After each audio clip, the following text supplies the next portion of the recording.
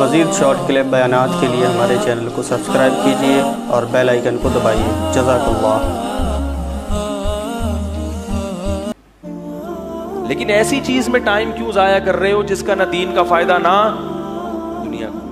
تو آپ جائز تفریحات میں وقت لگائیں، اس سے کیا ہوگا؟ اس کے دنیا کے بھی فائدے اور آخرت کے بھی۔ رسول اللہ صلی اللہ علیہ وسلم نے ہمیں بتایا ہے کہ جائز تفریح کیا ہوتی ہے، جائز کھیل کیا ہے۔ ہم لاوارث تھوڑی ہمیں پتہ نہ ہو، ہمیں ہر چیز اللہ کے نبی سے پوچھنی ہے۔ یا رسول اللہ دنیا کھیل رہی ہے، دلچسپی لے رہی ہے کرکٹ میں، ہم کیا کریں؟ ہم مسلمان ہیں، ہم کچھ نہیں کھیلیں۔ آپ نے فرمایا کھیلو، کل لہو باطل، ہر کھیل باطل ہے، الا ثلاث، فرمایا صرف 3 کھیل ہیں جو میری امت کے لیے کیا ہیں؟ جائز ہیں۔ وہ 3 میں اصل میں 3 نہیں ہے۔ حدیث میں جب بھی کوئی ایسا عدد آتا ہے تو مراد اس ٹائپ کی جتنی بھی چیزیں ہوں گی وہ کیا ہوں گی؟ جائز ہوں گی۔ فرمایا ملاعبۃ الرجل اہلہا، اپنی زوجہ سے خوش مزاجی کی بات چیت کرنا، بیوی کے ساتھ، بیگم کے ساتھ اگر کوئی ایسا کام کر رہے ہیں نا، ایسی تفریح پہ گھومنے گئے یا اماں کے گھر چلے گئے یا ویسے ہی ٹہلنے چلے گئے، تو اگرچہ وہ وقت بظاہر ضائع ہو رہا ہے مگر شریعت کی نظر میں وہ ضائع نہیں ہے۔ وہ شریعت اس کو ٹائم ویسٹنگ نہیں کہتی، کیونکہ اس سے تعلقات کیسے ہوتے ہیں؟ اچھے ہوتے ہیں۔ بیگم بولے میں ٹائم دیتا ہے، بھائی نیک آدمی ہے۔ بچوں پہ اچھے اثرات پڑتے ہیں، بچے وہ ہمارے ابو امی میں اتفاق سے محبت ہے بھائی آج تو بیٹھے ہوئے باتیں کر رہے ہیں، ابو امی کے ساتھ کیا کر رہے ہیں؟ آج گپ شپ لگا رہے ہیں۔ ویسے گپ شپ کا ٹائم بھائی یہ تھوڑی کہ کوئی بھی فالتو میں آ کے بیٹھ جائے آپ گپیں شروع کر دیں اس کے ساتھ، ٹائم ویسٹنگ ہے۔ لیکن اللہ کے رسول صلی اللہ علیہ وسلم نے زوجہ کو اس سے کیا کیا؟ مستثنی کیا۔ دوسرا فرمایا کہ گھڑ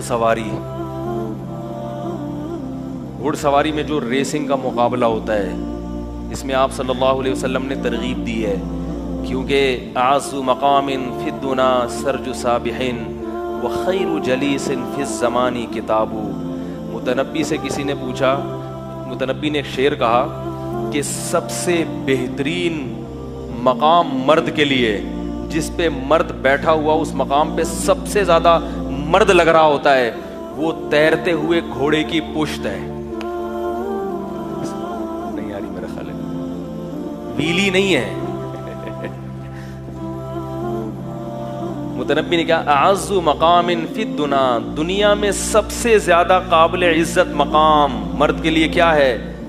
سرجو سابحن، سابح کہتے ہیں تیرنے والے کو، سرج اس کی جو زین ہے، تیرتا ہوا یعنی بھاگتا ہوا نہیں، اتنی سپیڈ سے بھاگ رہا ہو کہ ایسا لگے جیسے سمندر میں تیر رہا ہے، اس گھوڑے کی پشت۔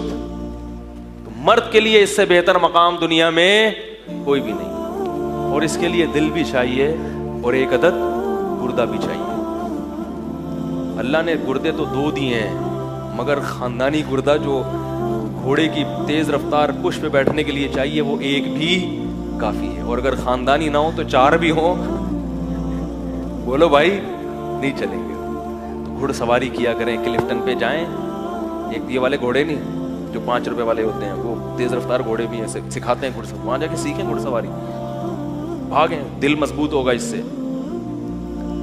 اور آپ صلی اللہ علیہ وسلم نے فرمایا تیر اندازی، اس کا بھی کھیل ہوا کرتے تھے، مقابلے ہوا کرتے تھے۔ تو علماء نے لکھا ہے کہ مقصد اشارہ دینا ہے کہ ہر وہ کھیل جو آپ کی صحت کے لیے مفید ہو، آپ کی قوم کے لیے مفید ہو، اس کھیل کو کھیلنے میں کوئی حرج نہیں ہے، بلکہ جائز کہ آپ نیت اچھی ہو تو ثواب ہے۔ تیراکی ہے، اس کی بھی ترغیب ہے، سباحت تیراکی کو کہتے ہیں، سوئمنگ، تیراکی صحت کے لیے اتنی مفید ہے، آپ کے پورے جسم کی جتنی ایکسرسائز تیراکی میں ہوتی ہے اتنی کسی اور چیز میں نہیں، اور تیراکی بہت سے جگہوں پر آپ کو مرنے سے بچا لیتی ہے۔ کہیں بھی سفر میں ہے، جہاز میں جب آپ سفر کرتے ہیں، بعض دفعہ جہاز سمندر میں اتر آتا ہے، بتاتے ہیں نا وہ نہیں کھڑی ہوتی، اشارہ کر رہی ہوتی ہے، یوں لگائیں، یہاں سے یوں لگا کے یوں لگا دیں، وہ پورے اشارے کر رہی ہوتی، لوگ سنتے نہیں اس کو، اس لیے سنتے کہ ابھی تک کبھی جہاز گرتے ہوئے دیکھا نہیں ہے، کبھی ایسا حادثہ ہو گیا نا تو سب وہ سنیں گے کیا کہہ رہے ہیں بھائی، یہ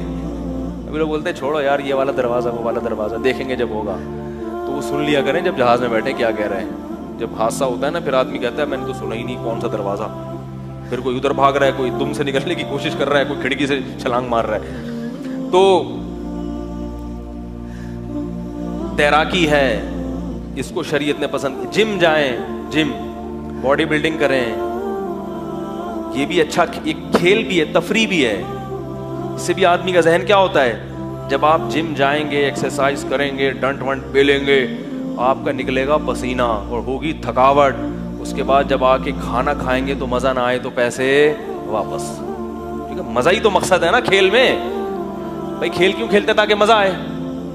تو ایسا مزہ آئے گا کیونکہ ڈبل خوراک ہو جاتی ہے آدمی کی، اور پھر وہ جسم میں لگنا بھی شروع. پھر لوگ آپ سے پوچھیں گے جب آپ مسافہ کرو گے، خیریت بھائی آج کل کیا کھا رہے ہو بھائی. ہانڈی میں ہمارے حضرت مفتی رشید احمد صاحب جب کسی سے مسافہ کرتے تھے، یہ چلتے تھے نا، ان کی چال دیکھ کے پہلوان ان سے پوچھتے تھے کہ ہانڈی میں کیا ڈالتے ہو، کون سی چیز ملا رہے ہو ہانڈی میں بھائی، آپ کی چال بڑی ٹائٹ ہے. ایسے چلتے تھے وہ. کراٹے سیکھیں، سمجھ رہے ہو، جوڈو کراٹے سیکھیں، اور جو اس طرح کے اچھے کھیل ہیں ان میں سمندر پہ جائیں، بوٹنگ کریں. صحیح ہے نا وہ سیکھیں.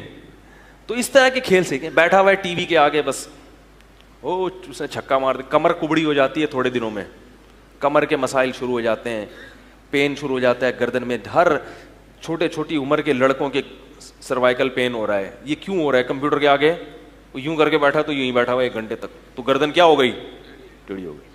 پھر یوں بیٹھا تو یوں ہی بیٹھا ہوا ہے، پھر کمر سیدھی رکھ کے تو بیٹھتے نہیں ہیں، کمرے یوں ٹیڑھی میڑھی کر کے بیٹھتے ہیں. تو بس وہ تھوڑے دنوں میں حساب کتاب کیا ہو جاتا ہے خراب. تو وہ مزہ جتنا آتا ہے نا وہ بھی سارا کیا ہو جاتا ہے، کرکرا ہو جاتا ہے. مفتی طارق مسعود صاحب کے مزید شارٹ کلپ بیانات کے لیے ہمارے چینل کو سبسکرائب کیجیے اور بیل آئیکن کو دبائیے. جزاک اللہ.